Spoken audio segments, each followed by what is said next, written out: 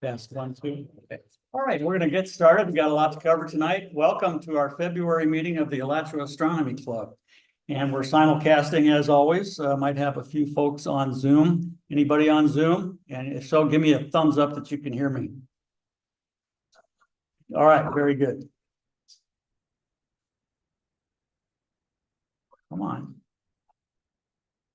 Hey, James, I can't page down.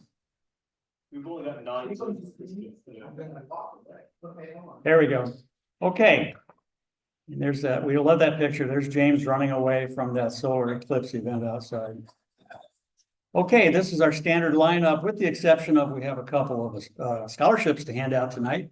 And then we have one of Howard's really nice videos tonight about eclipses. We'll have our refreshment break. And then tonight is one of our quarterly planetarium shows that James will put on. Yay. Yay. Okay, since our last meeting, we've picked up 8 new members. Jesse, are you here? Jesse, he was here last month and he was at our holiday party as well, along with his daughter. William Elliott, are you here? How about Jacqueline Gilly? How about Lawrence? Hello, I'm not even going to try our last name. I'll probably screw that up. Welcome. Marifine. Sebastian Ritter, are you here? How about Deborah Sanders? Welcome. And Mary Todd. Welcome, welcome, welcome. And we have some special guests tonight. Dr. Lada is here. She runs the astronomy department at UF. And she brought with her our 2 scholarship recipients this evening. So we're up to 230 members. That's a lot. Gosh. Okay, regarding the scholarships, it's not a lot of money. We don't have a lot of money. Hopefully you can do something good with it. But the more important thing, as I know that Dr. Lada and other professors have told you, that's one more good thing to put on your CVs. So you just keep putting those great things on your CVs. So first off, Mir Shakat, come up front. I want to say a few words about Mir. He's an undergrad student at UF and will graduate this spring, majoring in astrophysics with a minor in philosophy. He's currently preparing to attend grad school with a focus on stellar astrophysics. He's particularly interested in studying stellar multiplicity and how our current models of stellar evolution impact low mass black holes and massive neutron star formation. Does everybody understand that? Okay. He has made plenty of oral and poster presentations at UF, in the classroom and at conferences. He has 2 publications and he is very active with outreach. He presented his poster at the 245th meeting of the American Astronomical Society last month in Maryland, and he was a recipient of the Chambliss Astronomy Achievement Student Award for that. His topic was using rotation to explore stellar binary and periodic prediction techniques. Good for you. Did you want to say anything? I'm okay. I a little. Okay, first I'll give you the real check. And next we'll do a little photo op here. Get on the other side. Okay. There we go. All right.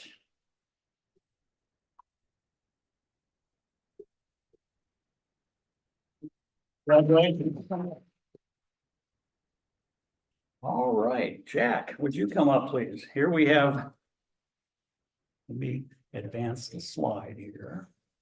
Oh yeah, there's a picture of his poster. It's too small to read, but I noticed that there's pull downs and you click on this open stuff and it makes bigger renditions of that. That's pretty slick. Okay, I'll tell you a bit about Jack Moreland. He is also an undergrad who will graduate this spring with degrees in astrophysics and physics. At the very same AAS meeting, he presented his findings as a Lowell Observatory researcher on the relationship between multiplicity and the stellar properties of M-dwarf stars. He has made oral and poster presentations in UF classrooms and at conferences and has 3 publications. He served as a teaching assistant 7 times for 3 different classes, UF astronomy classes. He's a founding member of RETHRO, Remote Experimental Team at Rosemary Hill Observatory, using the 14-inch reflector. He's also active in outreach and is a planetarium show operator. James will like that, using UF's mobile blow-up planetarium Starlab at over 15 schools and outreach events, giving over 35 planetarium shows. We're gonna have to watch it through. He's also on the UF fencing team. So if you go to one of his poster sessions, stand back a little bit. His pointer might not be a pointer, okay? Maybe a lifesaver. Over to you. Congratulations. Thank you very much.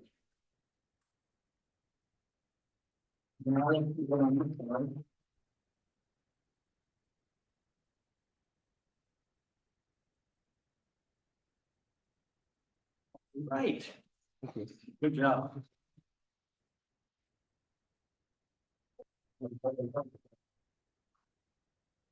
All right, I'm gonna keep bragging about people here. Matt Peters, he went to his first winter star party down in the Keys, and look what he did. He got 2 first places. One in wide field astrophotography and one in smart scope astrophotography. Good job, Matt. And Andy Howell and Jerry Cheney were recognized by the International Astronomical Union for their work. Their cameras played a key role in reporting the return of the Phi Cassiopeids meteor shower. And they're associated with the historic comet 3D Biela. And Andy is the lead for the Florida CAMS system. And when we were out at Jerry's house, where he gave a tour of the new observatory he built, as you can see in the background, I took a moment to get a picture of his cams, if you will. And here's another slide about that comet that broke up. There's a picture of it sketched in 1846. And then as far as the CAM's different contributions to that, Belgium, Netherlands, Luxembourg, I'm not sure what LOCAMS is. There's California, Florida, and Arkansas. And it doesn't come around too often. So good job, guys.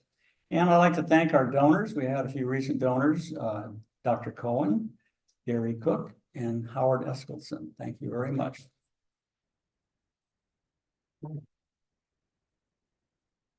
Okay, just a reminder, there's a few people who haven't renewed their memberships, so keep calm, but renew your memberships. Okay, as far as star parties coming up on the 21st, we'll have a star party out at Chiefland. And then the very next night, a public star party at Paynes Prairie Hickory Ranch. And we encourage our members to bring telescopes to that. It's very important that we have a nice complement of telescopes at that. And now this is kind of up in the air, 21st, 22nd. It might be at Rosemary Hill, it might be at Chiefland. So Francisco and Lisa are in discussion about that, but we'll let everybody know which is which. Matt will be heading up his next ATM session. And for the new folks, ATM stands for Amateur Telescope Making, but that encompasses lots of different things that aren't specifically making telescopes, but with technical aspects about telescopes. And that'll be out at Chiefland, and it will be on one of those dates that I just mentioned when it's established. And like it's done in the past, we'll give a site walk down for the folks who've never been to Chiefland before. The dew shield talk, pizza or dinner brought in, and then sunset. And when each participant walks away, they will have a dew shield that they will have made from materials provided. Okay, Matt has got his fingerprints on lots of different things. This is the very small array. And it's sea stars scattered about Florida, just a few, but then they collaborate with the images. They go after the same target. Anything else you want to say about that? No, it's just a good opportunity for folks to kind of get together and use the smart scopes, but learn about them as well. So if you're interested, our first kind of kickoff weekend, as it were, will be February the 28th. It's important that if you're a member of here, you qualify, but you'll need to be a member of Chiefland Astronomy Village. It's really easy to do. It's a really inexpensive membership, but in order to kind of come and observe at that site, you need to be a member there. So if you have an interest in any of the smart scopes, there'll be a couple dozen folks from St. Pete. We'd love to have a group from our club come out. and just interact with each other, meet some folks that share common interests, that are different than the folks that we see at these meetings. Okay. And here's another thing he's got his fingerprints on. We do have a Facebook page. We've had that for a while. So, check that out. We like to post images that folks take and different events there. And because of Matt, we now have a YouTube page. So if you weren't able to zoom in on our Far Out Journal Club sessions, that and other things will be posted there. Speaking of the Far Out Journal Club, that's a fairly recent creation by Rich, and our most recent guest was Tim Russ, who is an amateur astronomer, but most people know him as Tuvok from the Star Trek Voyager series. He's been in the acting business for 40 years. He's a director, a writer, a musician, but that was a really good session we have, co-hosted by James and Terry. The next one is Emily Levesque. And Terry, did you want to say a few words? Yes, briefly. On March 6th, we will be hosting Emily Levesque as our guest. You probably don't know her name. She's not, most people here don't know her, but she's an astrophysicist from the University of Washington. But what she's, the reason we have her is she's an author of a book called The Last Stargazers. And Rich recommended her as a speaker and recommended the book. I thought, well, okay, well, sounds good. I checked out the book from Kindle. I could not put the book down. All of you here who love astronomy, love observations, love talk about astronomy, you really need to get this book. It's called The Last Stargazers. You can get it on Amazon. And it's just her life as an astrophysicist and her anecdotes and stories about operating and being in some of the largest telescopes in the world. It's hilarious. It's fun. It's not very technical, and I highly recommend it. And I think she would be a wonderful guest for our Far Out Journal Club. Thank you.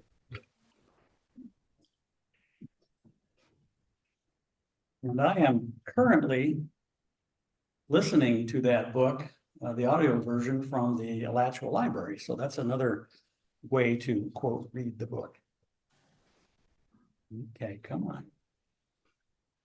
Okay, an upcoming guest is Dennis Coyce. He's the executive director at Yerkes Future Foundation. So many of you are aware that what used to be owned by University of Chicago was handed over to this new 501c3, and they did a couple years worth and many millions of dollars worth of restoration of Yerkes, which is a magnificent facility and telescope.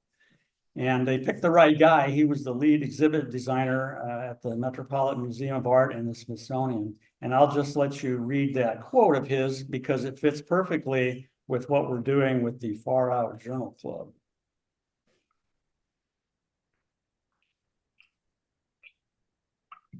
How many folks have been to Yerkes? It's pretty amazing. If you're ever up in that southern part of Wisconsin, you got to go. They put on some great tours. It's magnificent. Okay, at the UF, last month or the month before, there was an astronaut. I know his name. I can't think of it. And he went over and had a Q&A session with Liz and the students and the professors there. And then Astreas Institute had him as a guest speaker at UF. And the upcoming one this month is Rachel Seidler, the deputy director of Astreas. And that's you can actually drink beer listening about astronomy and their institute and whatnot. So, and we'll be posting these as they show up. So Strauss also has a general talk on, I think it's the 18th of February. I'll send it to you. Okay. Erica Hamden, who's coming from the University of Arizona, and she does space instrumentation. So if people are interested in that. And I think though this one is at 1 o'clock, but just so that you know. Okay. What Dr. Lotta said was that there's another event coming up on the 18th. She'll send that to me and we'll get it out to everybody. Okay, I showed this before. Embry Riddle's open house is on the 28th. Guest speaker Anna Metke. And as a matter of fact, she's going to be our guest speaker here in October. So I'm planning to go over for that one and meet her and hear her talk, and then of course go look through the 1 meter telescope and some of those magnificent Takahashi 150s. And then in March, club member Dr. Hal McAllister will be the speaker over at the open house. He's going to present the same presentation we had here late last year about Chara, which he put on the map out of Mount Wilson. And then for those who were at Astrofest a year ago, I guess it was, that he spoke about Chara there. So if you haven't heard his presentation about Chara, that's worth hearing as well. Okay, does anyone have any announcements at this time? Yes. Groups IO, please sign in. It's a new resource that we have that Mike set up for us. It's a great way to communicate with club members on various topics. It's February 18th at 12 o'clock in the Rights Union, and it's called the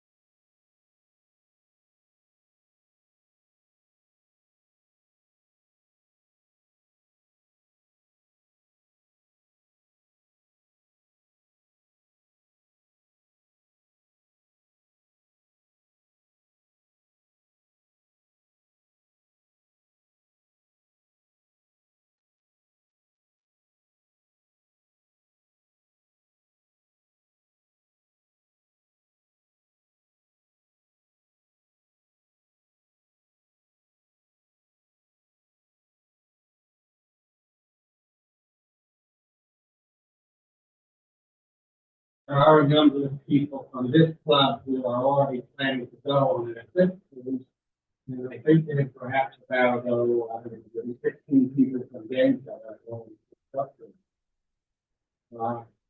in addition, I put in some extra details about the Mexico lunar eclipse, which was a very significant eclipse for the Americans, and it's only about 30 days away.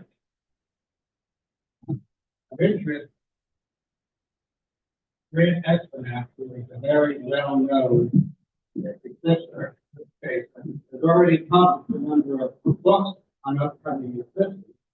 So, for example, we have one on next year, and on several others, and believe it or not, he's got a book out on the 2045 eclipse.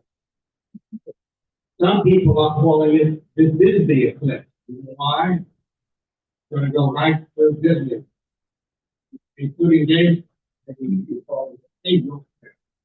And we're back to a conversation on that. So for those of us who here, won't even have to travel. The only bad thing about it, it's a very long clip, 6 minutes, but it occurs in August. All right, video.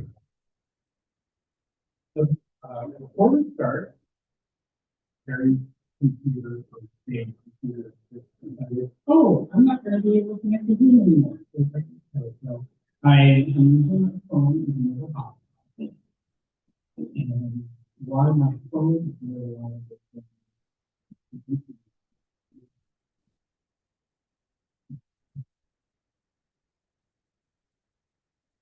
all right, so those of you at home on Zoom. Those of you at home on Zoom should be able to hear and see us now.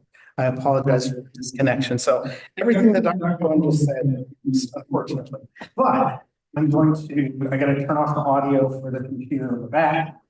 And then you all should be able to hear Dr. Cohen's presentation. It's about eclipses, specifically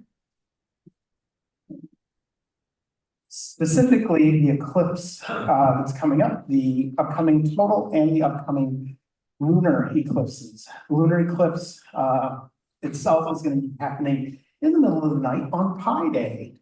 Those of you who are math nerds. All righty, so we are ready. So we need to share screen, or did you already do that? I didn't. Okay.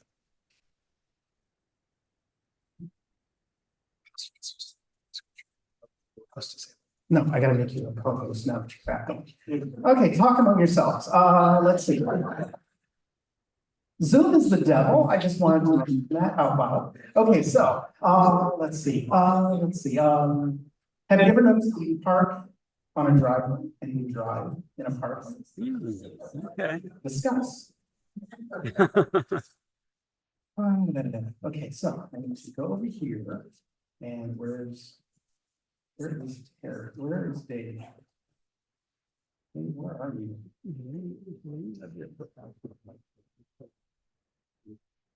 Okay, participants. And Dave, there you are. Make focus. Yes. Okay, now we're cooking with propane. Okay, maybe not propane, electricity. Electricity is the future. Okay, well, really, it's the past. Hi, how are you? Okay, share screen.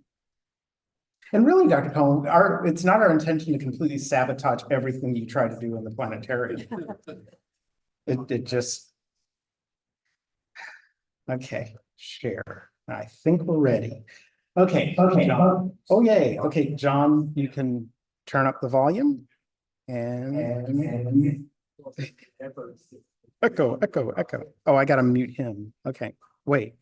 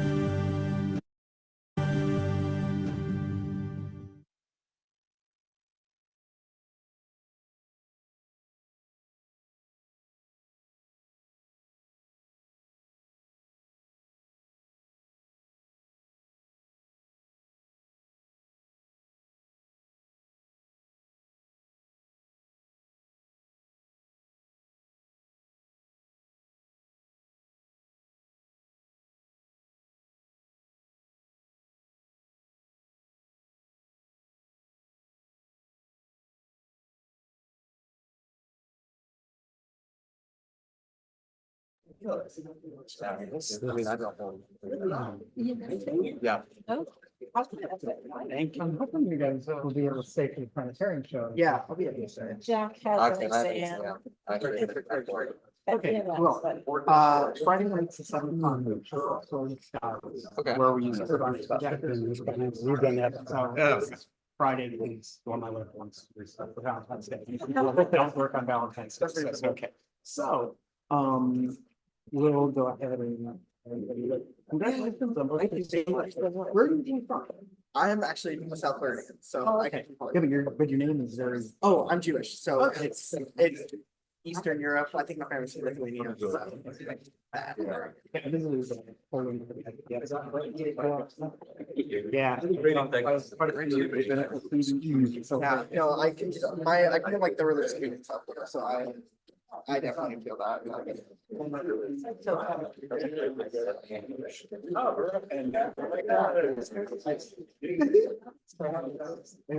And then around. Oh, I'm sorry, I was just talking about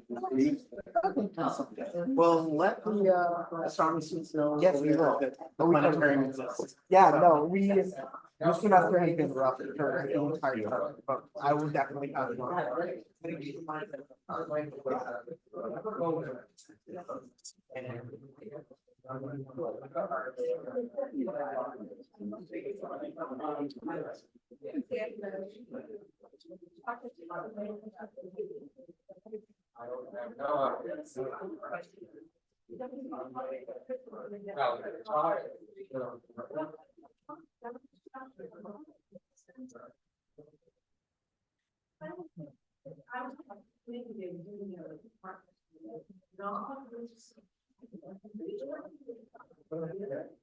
no, I didn't talk to him and said this was just.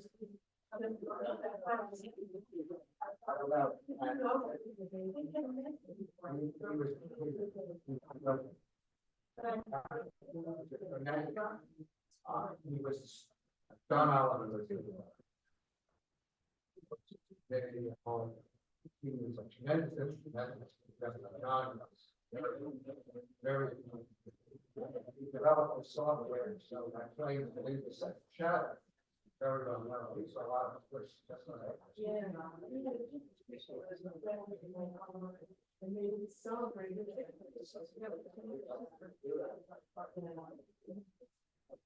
Even sometimes I try to find a lot of person the photo else on the bottom, that's it.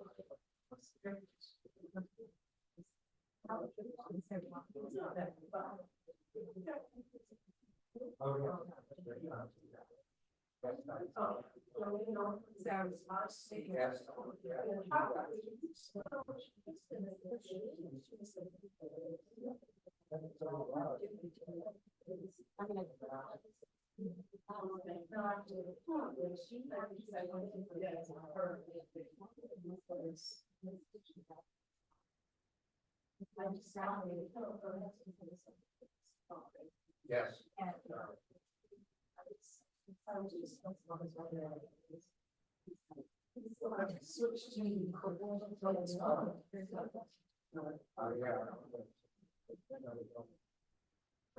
Okay, so for those of you watching over Zoom, I'm going to be, you won't have visuals from Dave's computer, but I'm going to switch over to the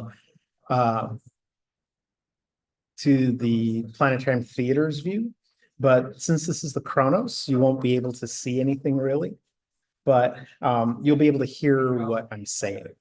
So, but anyway, I want to thank you all so much for participating. So if you want to stay, you can. If not, then we will see you either at the end of the meeting or next month when we reconvene. Pizza. I couldn't say it, but when I showed that video, I was like, you have with a little picture of all of us there. And Sally Hopkins is on the screen, Wendy in the middle. And the wife is there. So actually goes up to the Carolina.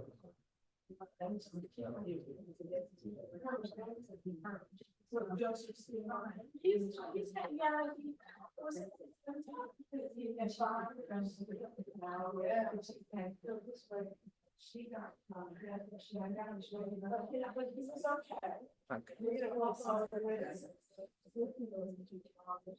you want to see that, we just.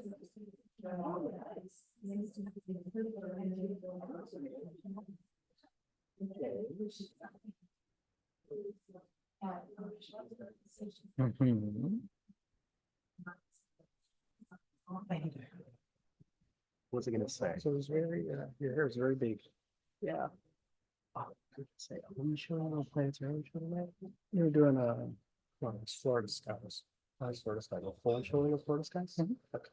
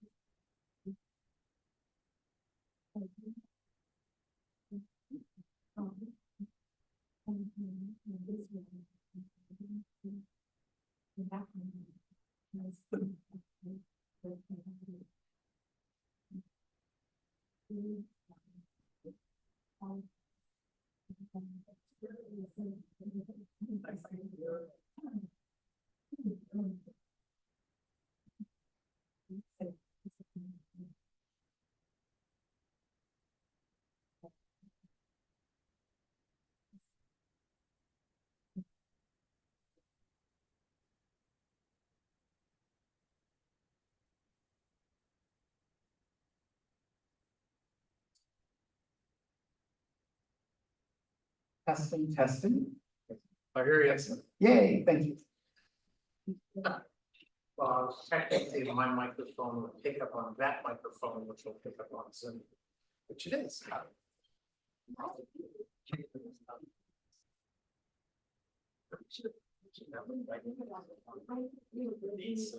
right. Some of these things, I think, Yeah.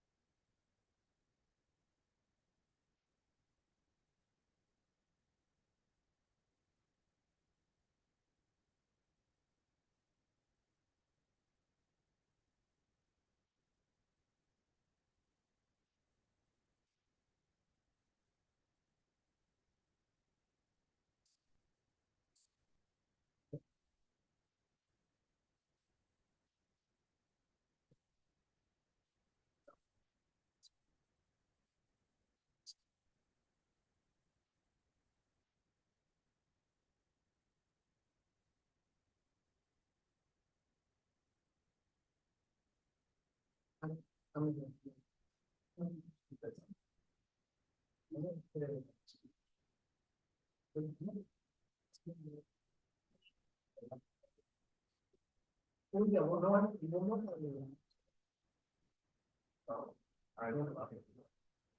just talking about general Wi-Fi too. Why can't you connect on a phone that you can't connect to the wireless, which that's been happening. But it's like Wi-Fi.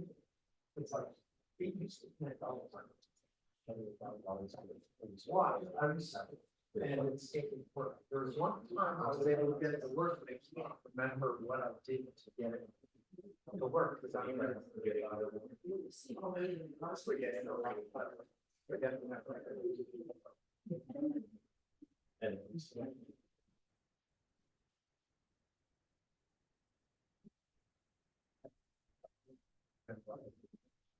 well, I think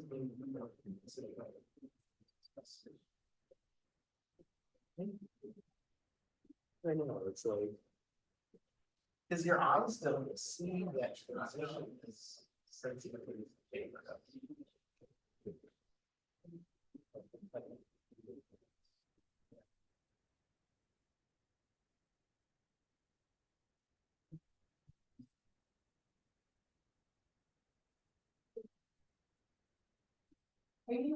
I love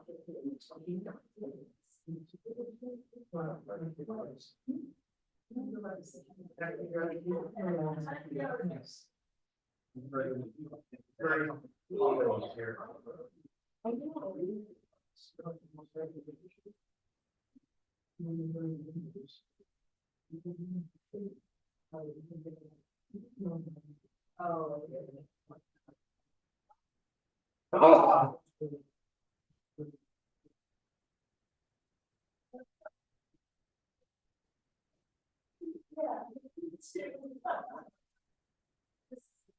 Well, I've been to like 4, 5.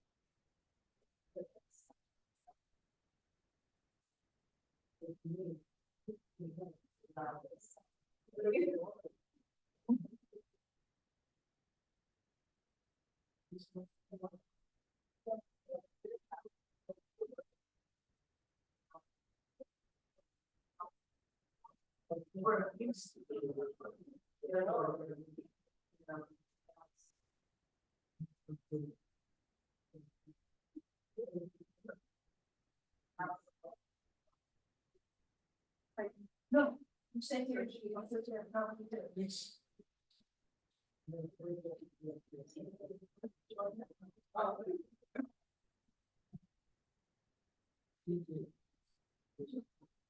No,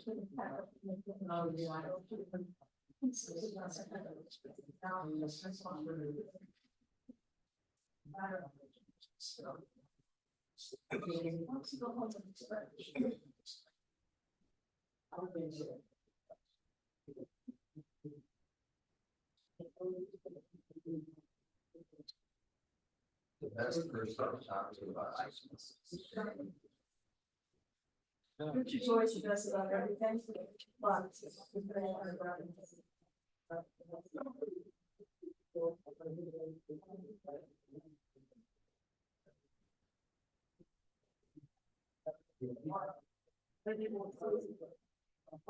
Rich is always good at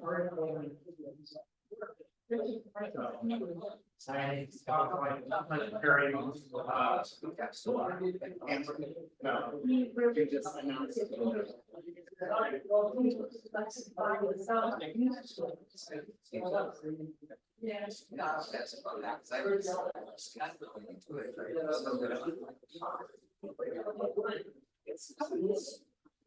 I know, I don't right, but I just.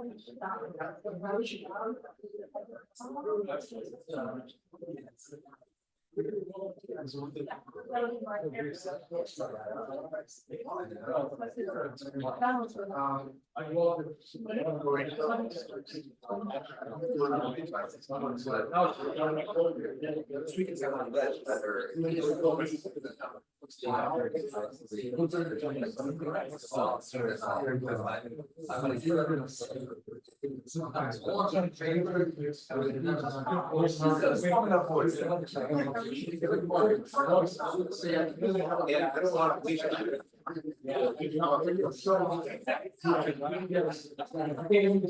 don't want to leave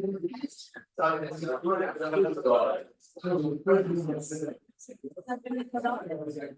Well, no, I mean, I've only had some days, I was concerned about.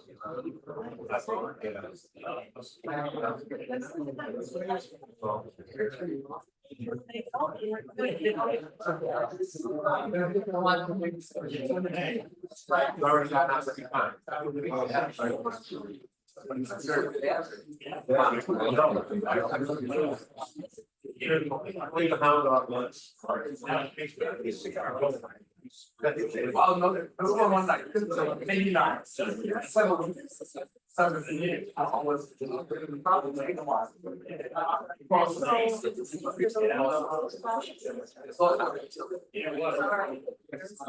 Don't want to see it. Hey, somebody. Yeah.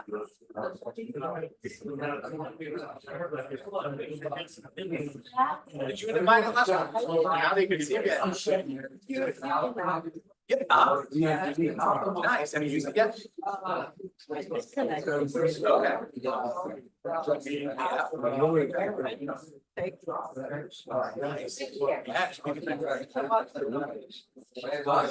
I can kill.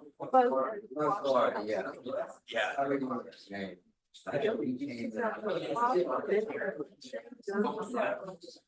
You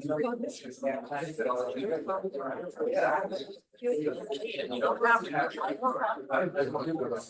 have to. And then, so what they'll do is, you don't have to save it on your computer, but obviously you have to scan. So what it'll do is, I'll pick up my phone, it'll create a gallery. So like here I have a 6-star gallery, so it'll save it all in. So you can. Oh, yeah, so it's just like any picture now, so if you want to. Yeah, so like you see, I can show you also. With special software, I can take. This is right off the system, right? But I can make it. I can.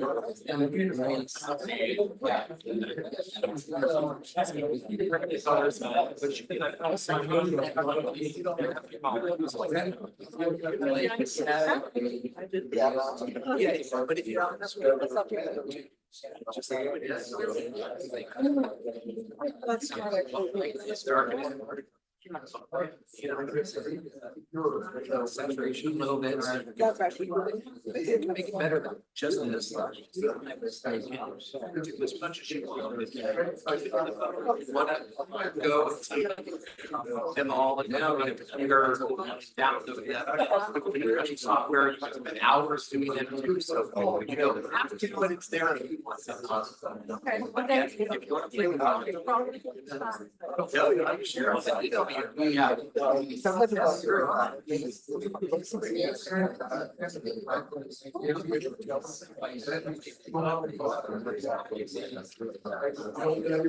This is fun.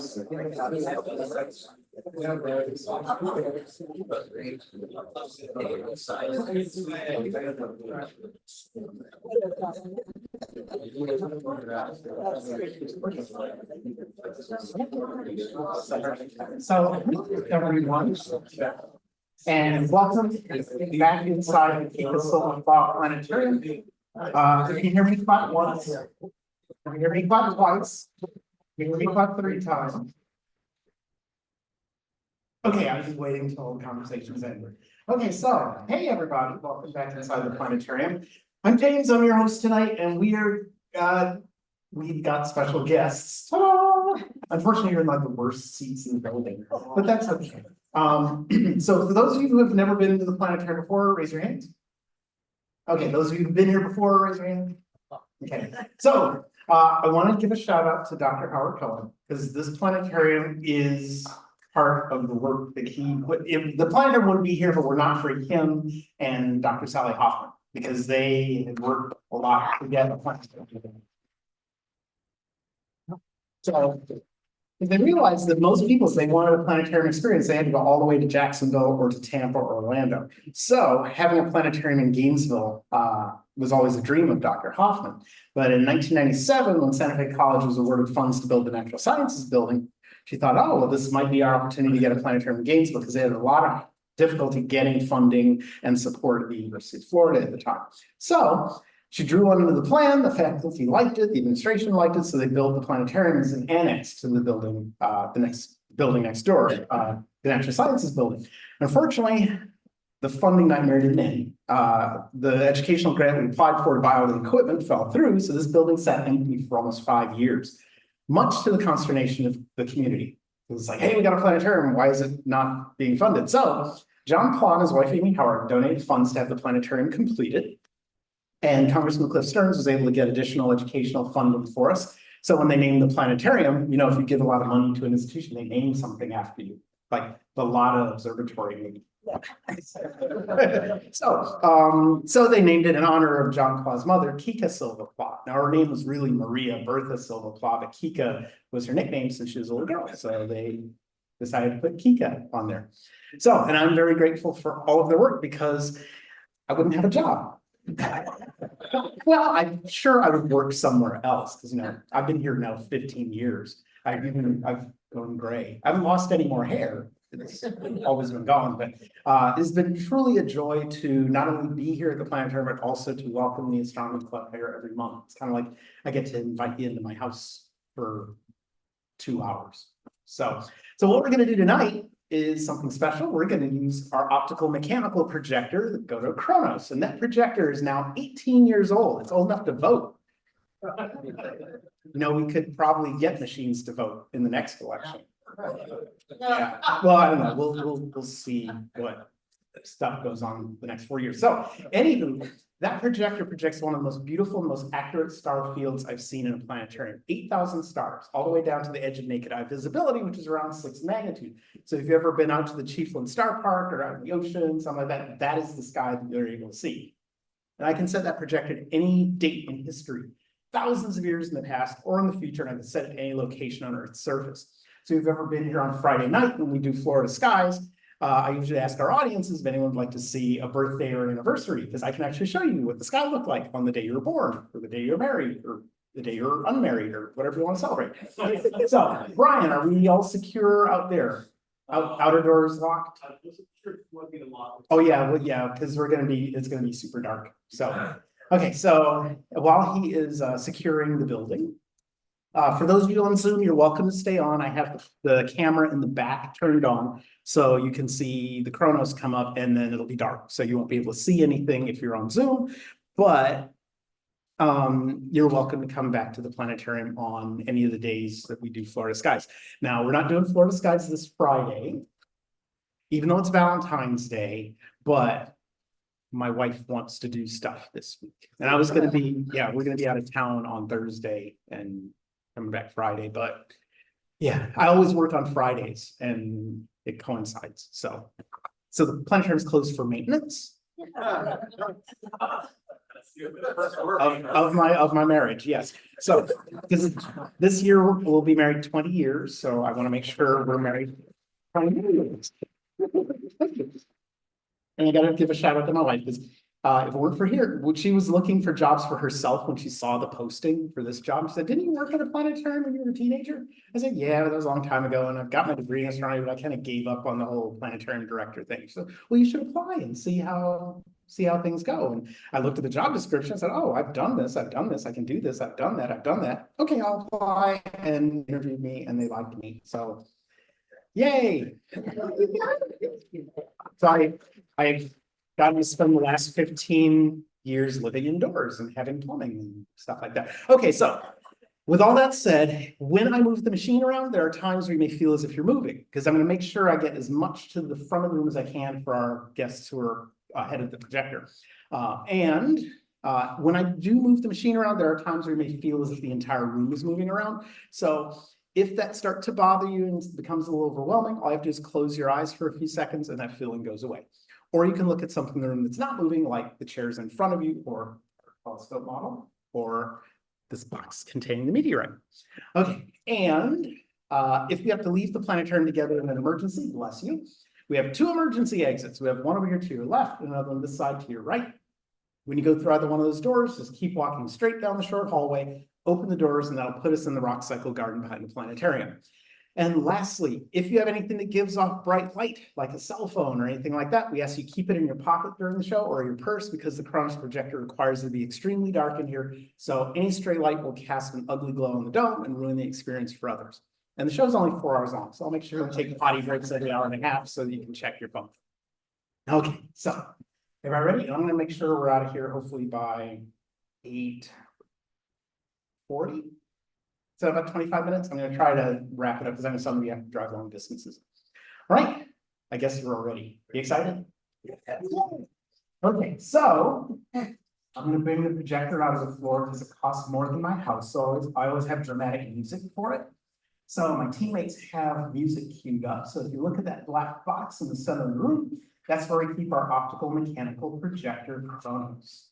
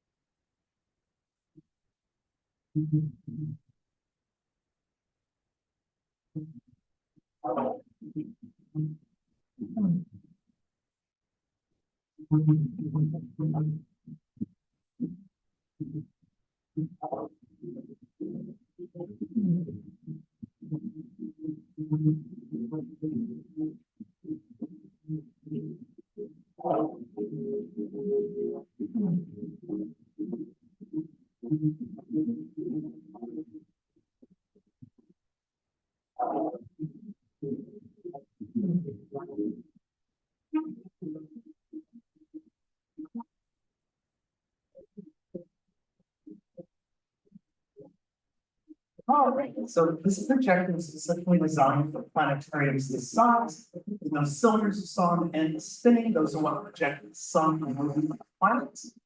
Now, the main star ball, there are 32 lenses that project the night sky in a pattern similar to the pattern you see on a soccer ball. And I did remember to turn off the killer death laser, so you don't have to worry about getting vaporized like some of my other audiences.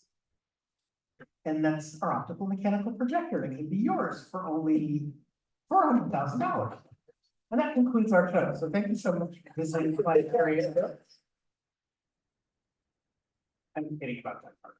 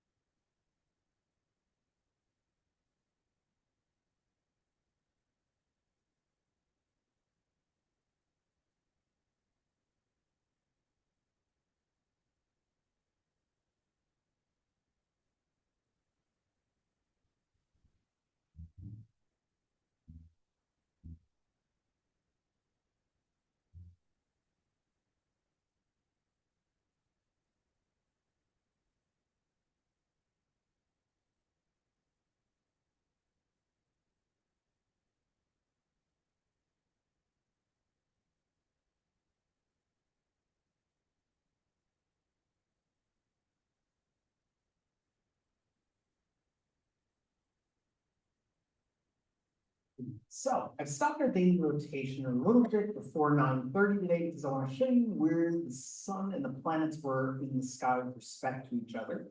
But I also want to show you about direction and how we find our way around the sky. So if you look near the horizon is where the sky and the ground appear to meet, you'll notice we have 4 red letters. We have a red letter S here in the front of the room. We have a letter E over to the left, a letter W to your right, and an N behind you. So here's the point in the show where we have audience participation. What do you think the letter S here stands for? So, and thank you for keeping it clean. We have children here. And the E over here stands for? Okay, y'all seen the show before. And the W over here. Awesome. And the N behind you. All right, excellent. So those are our cardinal points: north, east, south, and west. Now, a couple of my visitors who come to see this show have given me acronyms for what this could stand for. Now, you know, it could stand for never eat soggy waffles, or nerds enjoy Star Wars. Or if you go in the opposite direction, you have eat nachos with salsa. The weirdest one I ever heard was from a high school student from Ocala. He said it stood for never ever smoke weed. So I guess it's memorable, not appropriate for all audiences, but hey. Now, we astronomers, we like to add a little extra detail to things, so we have a coordinate system that follows the horizon all the way around. And we call this the azimuth. The azimuth is simply 360 degrees of direction or bearing. So we put the 0 point at north. 90 degrees is east, 180 degrees is south, and 270 degrees is west. The point directly above your head is called the zenith. And if you draw an imaginary line from the southern point on the horizon, bring it all the way to the zenith, and then continue that line from the zenith down to the northern point on the horizon, you have what we call the meridian. The meridian separates the eastern half of the sky from the western half of the sky. And you notice it also has degree markings, but these are not degrees of, these are degrees of altitude versus cardinal direction. So the 90-degree point is at the zenith, and the 0 point is on the horizon. So we call this the altitude azimuth coordinate system, and it's based on your frame of reference standing on Earth's surface. And you probably know that there are some telescopes that have altitude azimuth mountings. So it does make it a little bit harder for you to track things as they go across the sky, because you got to move it up and then over, and then up and then over. And that's why we have other mountings like equatorial. So if I go ahead and I start time, and we simulate Earth rotating from west to east, it creates one of the best optical illusions of nature, and that is of the sun, the moon, the planets, and the stars all appearing to rise in the east and set in the west. So when the sun is on this side of the meridian, we refer to it as morning. Now on your clock, if you have a 12-hour clock, like most of us do, that is abbreviated as AM. AM stands for ante-meridian, which means before meridian. Then when the sun transits or crosses the meridian, we call that local noon. And then when the sun is on this side of the meridian, it's no longer morning, it's afternoon. So instead of AM, how do we abbreviate it? PM, yes, and PM stands for post-meridian, which means after meridian. So that's where AM and PM on your clock come from. Now, this is just one of several major coordinate systems astronomers have devised over the centuries to tell us where things are in the sky. We don't use this one as frequently to tell us where things are in the sky with respect to each other, because it's very dependent on the time you're observing things and the location on Earth where you're observing things. So we have another coordinate system that uses Earth's position with respect to the stars. If I take Earth's equator and project it into space, it would be represented by this red line. This red line is what we refer to as the celestial equator, and it separates the southern hemisphere of stars from the northern hemisphere of stars. And you notice it also has markings, but these are not degrees. They're hours. So we call these hours of right ascension. And they're analogous to the lines of longitude you can see on a globe, but they're not degrees, they're hours. So now you'll notice that there's a 0 point here. That is a very important point on not only the celestial equator, but the next coordinate I'm going to show you. You'll notice that here's the sun, and there's a little bright light next to the sun, and there's another one here, and there's another one here, and there's one way in the back over here. Do you know what these bright lights happen to be? Planets, yeah. So let's see if you can guess which planet is which. This one's the closest one to the sun, and it's the, yeah, and its name begins with letter M and it's letter Y. I think you already answered it. And it's the messenger of the Roman gods. And it's the smallest planet. What planet is that? Mercury, very good. This is the planet that Saturn is named after. It has 145 moons, it has rings, and it floats in a bucket of water if you had a bucket of water the size of the moon. So, what planet is that? Yeah, and this is our sister planet named after the Roman goddess of beauty and love, and it's 854 degrees on the surface. Yes, awesome. Okay, so if you drew a straight line through them, or kind of through them, you would have what we call the ecliptic. Now, the ecliptic is the imaginary path the sun appears to trace in the sky during the course of the year. So as we orbit the sun slowly drifts in an eastward direction against the background stars. So we have degree markings on the bottom, but we also have dates of the year on the top. So the reason that the planets are in that orientation is because when our solar system was young, it was a large nebula.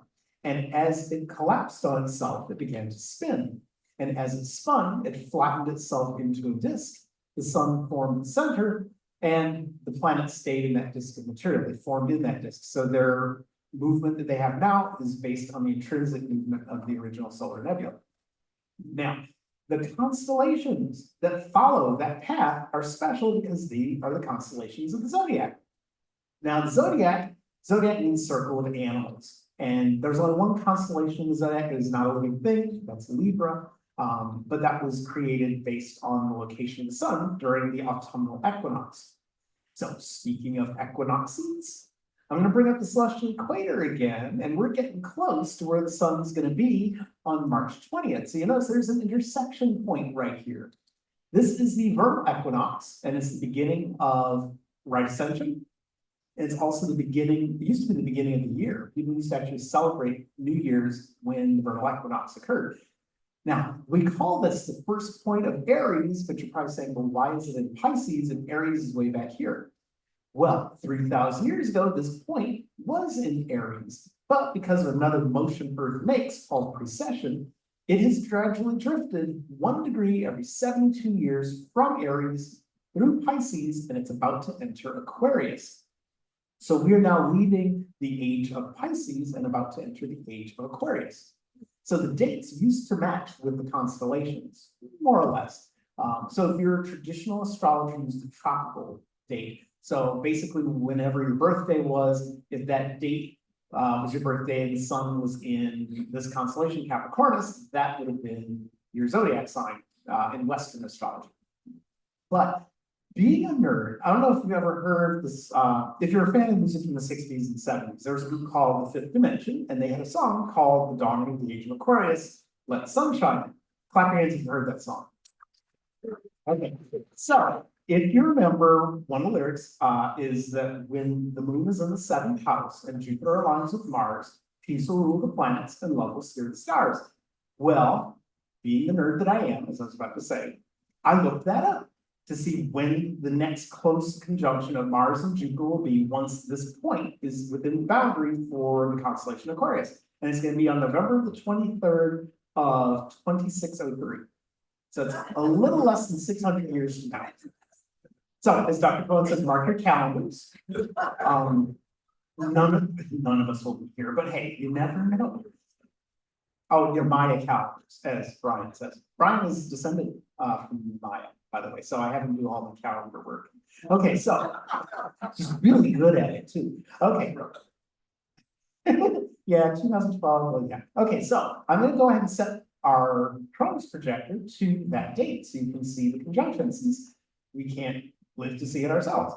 So we're gonna go to 2603 and we're gonna go to Noviembre, the 23rd, and then I'll show you the 24th also. And I think I need to set this for about 7:21 in the evening so that the sky doesn't move too much. Okay, so this is the night before this happens. So the moon is entering the constellation Libra right now, but that's where the sun is in Libra at the moment. So the sun and the moon are in almost the same location. I don't think there's a solar eclipse that day. I don't remember seeing that there was an eclipse, but it would be cool if there was an eclipse also. So now on the next day, the 24th, here's where they'll be. Yeah, so that's super duper close. And they're probably as close as Jupiter and Saturn were during the Great Conjunction in 2020. The Great Conjunction, if you remember, Jupiter and Saturn every 19 years, they have a Great Conjunction where they are in the same, they have the same right ascension, and their orbits are pretty close to each other. And the last one we just had, they were only 6 arc seconds apart. To give you an idea of how close that is, Mizar and Alcor in the handle of the bend of the handle of the Big Dipper, they're 12 arc seconds apart. So it was half the distance that Alcor and Mizar are. But because they're so bright, it was easy to see them. So anyway, this is something you can wow your friends with at trivia night or over dinner if you have absolutely nothing else to talk about. So I'm going to go ahead and put us back to right now, or at least today. And set. Okay, so now we are at 9 o'clock tonight, and no, we're at 7:21 at night. So I'm going to go ahead and rotate us around to the east. And as I do that, I'll bring up my other coordinates here so you can see how they change as we rotate. Because one of the fun things about having a planetarium is you can change your direction. You don't have to look south all the time, at least with this projector. I wish I could rotate the real sky like this. Infinite cosmic power. Okay, so if you go outside at 7:30 the last couple of nights, you're gonna notice that Venus is very prominent in the sky, and Saturn is slowly getting further and further from Venus, and it's getting closer and closer to the western horizon. So Mercury has been what I call misanthropic for the last couple of months, and it's been enjoying its solitude in the morning sky. But the planets are having a party in the evening sky, so I think I'll go ahead and join them. So Mercury is going to have a very close conjunction with Saturn. The only problem is it's going to happen on the 25th, but Saturn's going to be so close to the horizon that it'll get caught in the glare of the sun. So I'm going to go ahead. I'm going to back time up a little bit to about, probably about 6:45, because that way it'll be above the horizon, you can see it. So this is Venus, and that's Saturn. So I'm going to advance time to the 21st. And there's Mercury. And I'll advance time to the 22nd, and the 23rd, and the 24th, and the 25th. Now, this is probably so low that the people behind the projector can't see it. So I'm gonna advance time backwards so you can actually see it. And there's the sun to give you some perspective. Electronics grid, it's 2030. Oh, hush. No, I'm good. Well, bring the red lights up very faintly. I have this alarm on my phone to tell my son when to put his cell phone away. And unfortunately, I forgot to turn it off before, because we're using red lights. It's not working. What do you mean red light's not working? That's blue. It doesn't matter, I can still see in the dark. Right, it's not working. What do you mean the red light's not working? Slider's not doing it. Wait, what's that blinking? Oh, that's something's been That's a touched. self-destruct button. How many times have I told you guys not to press the self-destruct button? Wait a second, please. You press. Okay, stop. Okay, hold on. Okay, I'm just cycle the power.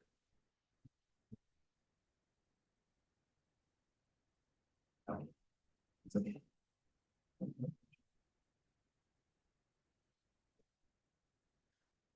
Yay, okay. Yay. Okay, where was I? Oh, yeah, so this morning I had for breakfast, I had waffles and I had, wait a minute, I wasn't talking about breakfast. Oh, I was talking about Mercury and Saturn.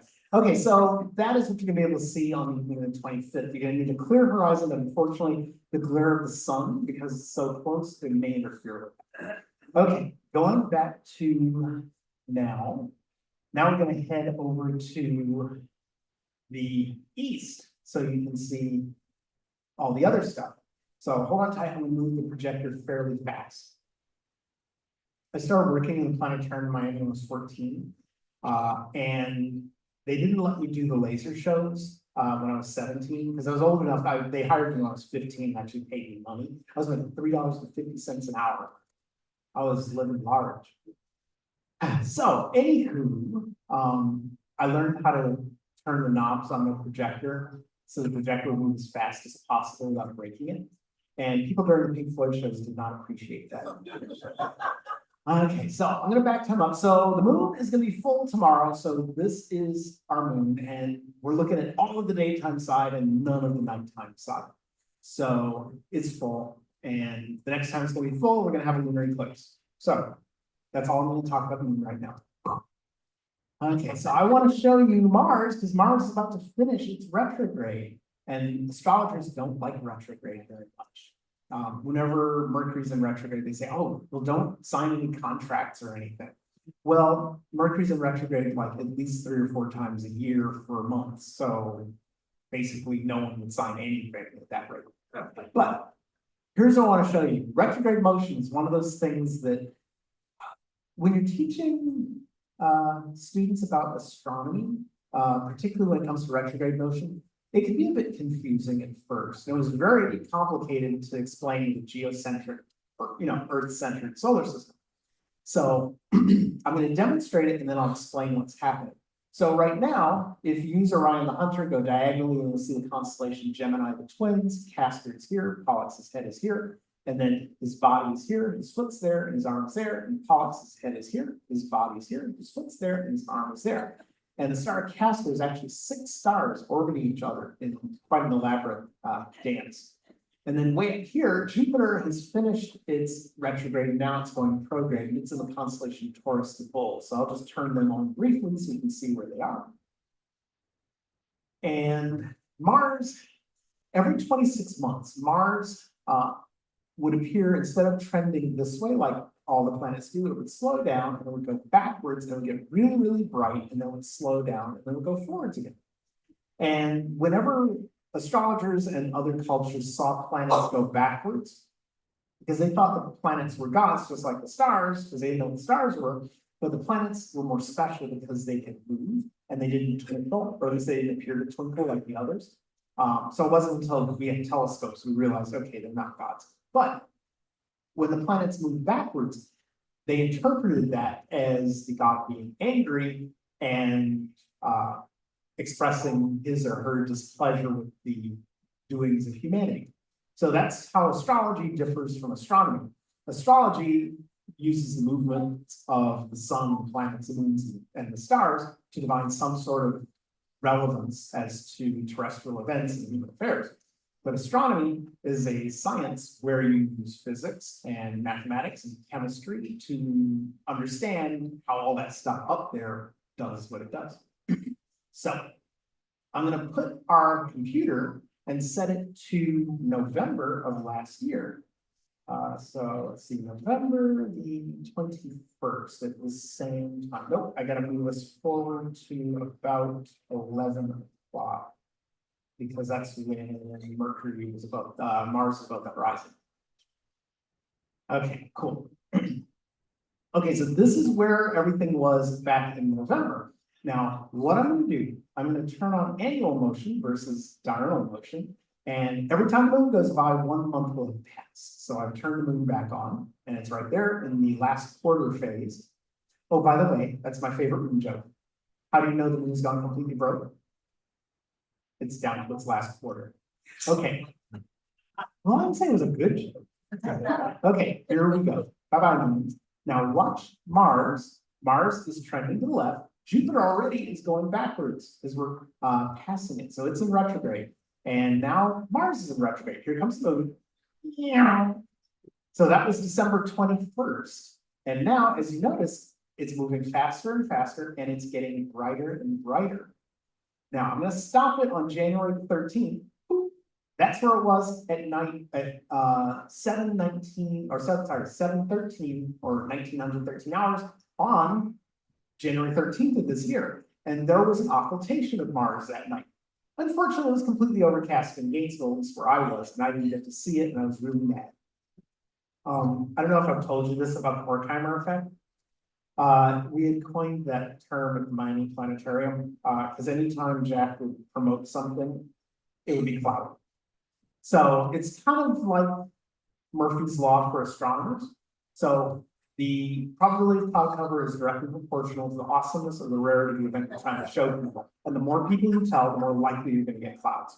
So I was thinking of binary in meteorology as well as pseudoscience and witchcraft, so that I could somehow cast a spell on the weather and make the clouds go away. But that hasn't worked. So anyway, but that's where it was then. So we keep on going, the moon goes by, and then Mars is getting brighter and brighter. And until they developed the Chronos projector, no planetary projector could demonstrate this dramatic brightening and darkening of the planet. So now we're at February the 13th, and then on the 25th, which is now, Mars stops its retrograde, and now it starts to move forward again, as is Jupiter. So by the time we get to St. Patrick's Day, it's much, much dimmer and moving in the opposite direction. So this is the night, by the way, of the of the eclipse. This is the night after the eclipse, so the moon is below the horizon, of course. And Gemini would not be in this location, it would be behind you. This is, we orbit the sun, the planets, and the stars rise 4 minutes earlier. So, but I kept Gemini in this position so we could watch the planets go backwards. So, to explain that, using a geocentric solar system was very complicated. They had circles on top of circles, they had deferents, epicycles, and it looked like a celestial whirligig. So Copernicus said, well, why don't you just put the sun in the middle and have the planets going around in circular orbits and have Mercury at the center, and, you know, closer, and then further out you have Venus, Mars, or Jupiter. And then Kepler came along and said, well, circles don't work, but ellipses do. And he was able to test that with Mars using the very accurate observations of Tycho Brahe, who was a really good naked eye astronomer. Because they didn't have telescopes yet, they were developing at the time. And Kepler actually contacted Galileo to see if he could give him one of the telescopes he made. And Galileo said he didn't have any spares and he didn't have time to make one for Kepler. So Kepler made his own telescope. But anyway,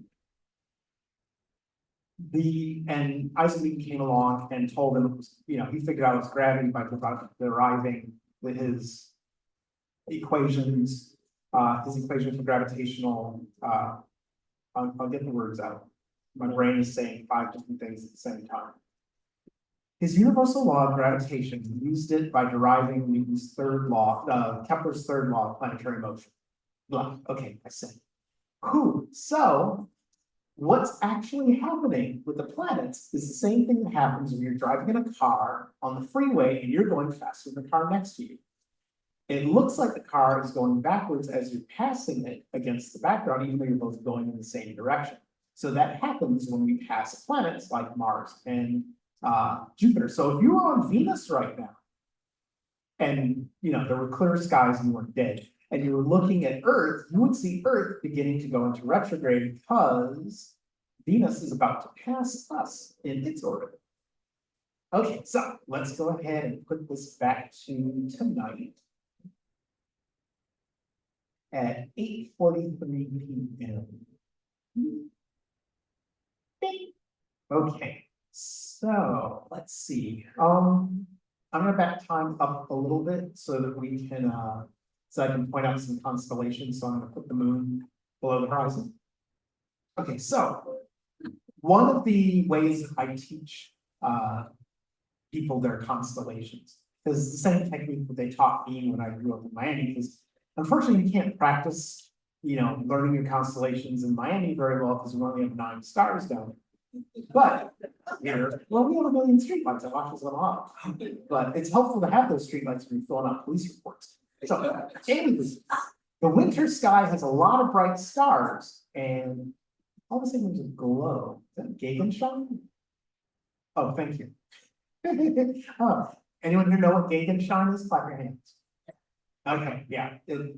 Gegenschein, I think zodiacal light is another name for it. So it's reflection of sunlight off of the dust particles in the ecliptic, in the plane of the solar system. Okay, anyway, the stars in the winter sky are really bright, and the technique that I use is if you can find the constellation you're familiar with, you can use stars from that constellation to find all the other ones nearby. So I'm going to go ahead and show you I'll show you Orion, then I'll show you all the constellations around it, and I'll show you the winter hexagon, which Dean Regas and I refer to as the winter football, if you're into football. Because when we made that episode of Stargazers, during the Super Bowl, the winter football or winter hexagon is on the meridian during halftime. So, of course, we just had the Super Bowl, so you don't get to test it, but just go outside around like 9 or 10 o'clock and you'll see it. Okay, so this is Orion the Hunter. He's really easy to spot. He has 7 bright stars, and 3 of them make up his belt. You have Alnitak, Alnilam, and Mintaka. Now, Mintaka means belt, and that is how Persian astronomers named their stars. They named the stars after the body part they're represented in the constellation. So, when the International Astronomical Union standardized the popular names for stars, they used a lot of names that Persian astronomers used because of their consistency and how detailed their star charts were over thousands of years. So we have Rigel, his foot, Safe is his knee. The Great Nebula of Orion marks his sword. You have Bellatrix right here and Betelgeuse under his arm, which is armpit. Yay. So here's what Orion looks like. Ta-da. So if you're looking for his hunting dog, Canis Major, you can draw a line through his belt stars down to the brightest star in the nighttime sky, and that star is named Sirius. And Sirius is only 8 light years away. That's why it's so bright. By comparison, Rigel is over 800 light years away, and the star in the middle on the lamp here is almost 1,500 light years away. And so is the Great Nebula of Orion. It's about 1,500 light years away. By the way, Almala is 40 times the mass of the sun, and when it goes supernova, it's going to become a black hole. That's going to be cool. We won't be here when it happens, but I think it'll be cool. Okay, so anyway, Sirius, and you have other stars like Merzan and Bulafane, and all these down here like Reason and Hara and Aludra. Yeah, it's a thing that I do. I accidentally memorized the top 80 brightest stars in the sky because I'm competitive. We have a contest that we planetarium directors do. It's called the Constellation Shootout, and when they call your name, you have 10 seconds to point out a constellation, a star, or a deep sky object. And if you're right, you stay in the game. If you're wrong, you're eliminated. And they don't let me play anymore because I won twice in a row. But I was the official judge for the last one, and we went 13 rounds. No one got anything wrong. It was amazing.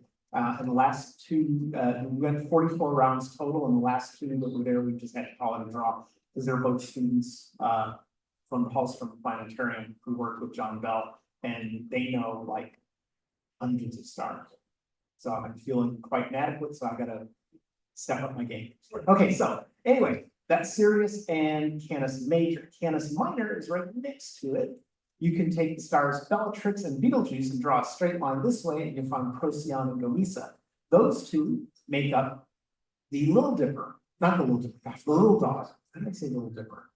Anyway, I'm having a senior moment, and it's like past my bedtime. Okay, so anyway, you're probably saying to yourself, well, how do you get a whole constellation of only 2 stars? I know, right? Well, yeah, who's the dinger? My phone? My phone.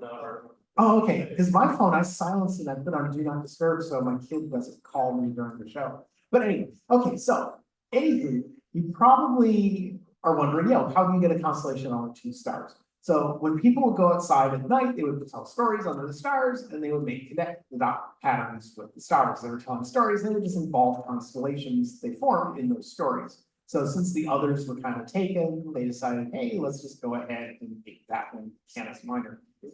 Now, this one right here is Monoceros. That's the constellation of Unicorn. And I don't see a unicorn there, but it's there, so we do that. Now, I already showed you how to find Gemini. If you go sideways from Rigel through Bellatrix to Elnath right here, you'll see a 5-star constellation. That is Auriga, the charioteer. You have Capella, Mencalna, Nahasa, Elnath, and Sala. And then you have the kids, not my kids, the kids. You have Almaaz, Hades I, and Saklateni. And those 3 are, they form a little triangle, so it's kind of neat. And the last one I'll show you is come back to Orion. Instead of going downward to find Sirius, you go upward. Way up here, you'll see a V-shaped pattern of stars. That is the face of Taurus the Bull. This portion is the Hyades star cluster, but Aldebaran is in the line of sight of it, so it's not part of that, but it is kind of cool that it's there. So here's Aldebaran. You draw a line from Aldebaran to Tiaguan. That's one of his horns. Then go to the other side to Ain and go past Jupiter to Elnath. That's the other horn. And the Pleiades ride on his shoulders. And Dr. Cohen gave a really nice presentation a couple of months ago about the Pleiades in Japan. They're called Subaru, if you did not know that. And if you see a Subaru in traffic, look at the corporate logo on the back of the car. It's the Pleiades, because they are actually a merger of 5 car companies, or 5 companies, and they became the Subaru company. So they decided to use the star cluster as their corporate logo. So there is the Pleiades riding on the shoulders of Taurus the Bull. All right, now for the winter hexagon. The winter hexagon is an asterism made up of several bright stars from multiple constellations. An asterism is actually a pattern that forms a familiar shape, like the teapot in Sagittarius, or the sickle in Orion, or the Big Dipper in Ursa Major. Or it can be a geometric shape, like the Summer Triangle, or the Great Spur of Pegasus. So you start off with Capella, then you draw a line from Capella to Castor, Castor to Pollux, Pollux to Procyon, Procyon to Sirius, Sirius to Rigel, Rigel to Aldebaran, and Aldebaran back to Capella. So you go 1, 2, 3, 4, 5, 6 sides. And if you time it just right, earlier in the year, you can have the Summer Triangle, the Great Spur of Pegasus, the Pentagon of Auriga, and the Winter Hexagon all in the sky simultaneously from our latitude. And it's tricky to do it, but if you time it right in December, you can see. All right, so it is 8:45, and I promised y'all that I would let you go home. So if anyone wants to see a birthday or anniversary on the projector, I can do that. So going once, going twice. December 1st, 2005. December 1st, 2005. Okay. Oh, September 1st, right? December. December 1st. Okay. December 1st. And what time would you like to see? It would be 5 p.m., but in Edinburgh, Scotland. Okay, from Scotland. Okay. You said 3 o'clock or 5 o'clock? 5 o'clock. 5 o'clock, okay. Oh, well, I presume it's PM, right? Yes, sir. Okay. All right, so December and what, 2005, you said, right? Okay. Okay, December 1st, 2005 at 1700 hours. Then we'll change our latitude. 1, 2, 3, go.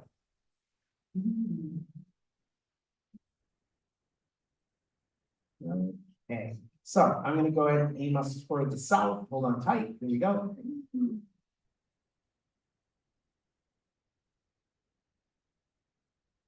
Claire the Lune. By the way, this is the album that Jack Horkheimer used that had Arabesque, which was his theme song on Star Hustler, Stargazers. So this is Claire de Lune by Claude Debussy, played by Aseo Tomita. Okay, so, all right, and let's change our latitude to, let's change ourselves to Scotland. Okay.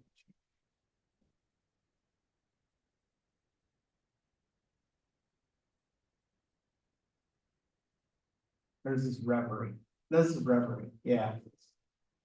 Well, good for you. You picked that up. See, it's almost 9 o'clock at night. My brain doesn't work at this time. Okay, so I know it didn't sound quite like Claire de Lune, but I know it's on that album. Okay, so anyway, this is what the sky looked like at second. Let me make sure.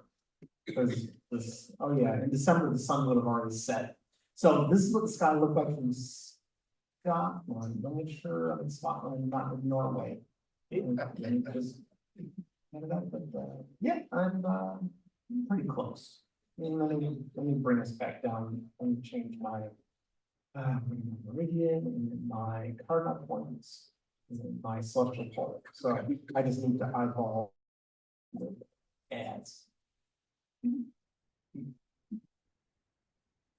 we go. That's close. Okay. So at this moment, the rising zodiac sign was Cancer the Crab. The setting zodiac sign was Aquarius. And as far as planets go, Mars is really, really bright. So Mars must have been in opposition. It was in Aries around. Yeah. Was a special day? The day my wife and I got engaged. The day you got your PhD? Engaged. The day you got what? Engaged. Oh, engaged. Congratulations. Oh, yeah. You realize that was 2 days before my wedding, December 3rd. So, hey, but Mars is like super duper bright and it's in Aries. Isn't that ironic that Aries is in Aries? Yeah. Wow. That's pretty awesome.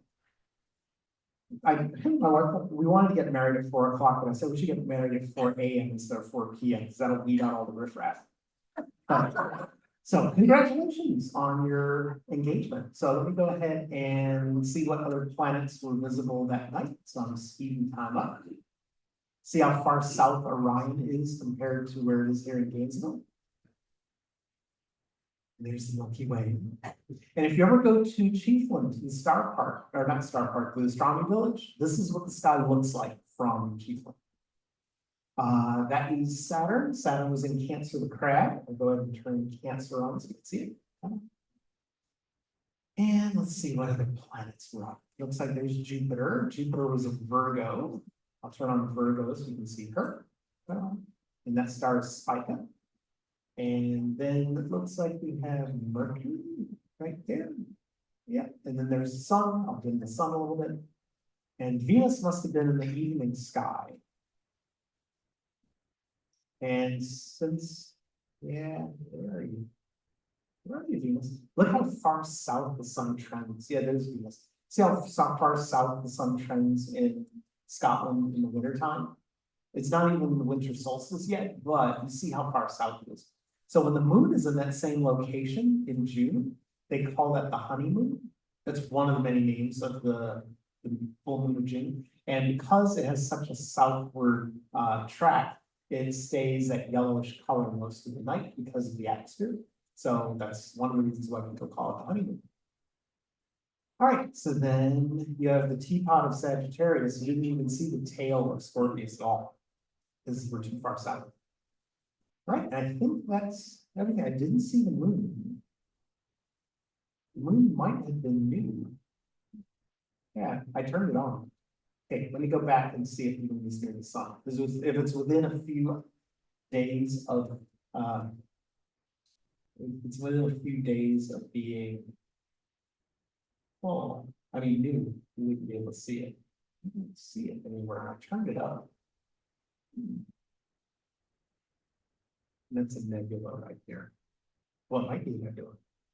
Let me advance time one more day and see if it changes. Yeah, that was the moon. Yeah. Okay. Because there's a nebula in that area too. Okay, so so the moon was probably like a day old. So if I advance time to the 4th, it should be right next to Venus. There we go. Ta-da! Yeah, so when Dr. Hoffman had the Chronos installed, she had to make a modification so you can still see where the moon was during solar eclipses. So, yay, go Sally. Alrighty, I'm gonna go ahead and put the projector in a vertical position so y'all can take pictures of it if you like. Whee! And I'm gonna bring the lights up around it so you can get a much better picture. And I want to thank y'all so much for visiting my turn. Dave, next time we have a planetarium thing, I'm gonna see if I can get us to show Mesmerica, which is that show that we've been showing lately. It's basically just music. But we have computer animations on the dome, and we're listening to the music of James Albury. Or we could do Pink Floyd's Dark Side of the Moon, because we got the license for that renewed. So however you want to do it. All right, so I'm gonna bring the lights up brighter, and thank you all so much for listening to me babble for the last 40 minutes. And it's nothing to wake them up, don't kick them or punch them. So, okay, I'll turn it back over to you, sir. Thank you, James. Does anyone have anything else before we adjourn? Okay, we hope to see you at one of the upcoming or both of the upcoming star parties. Thanks for coming.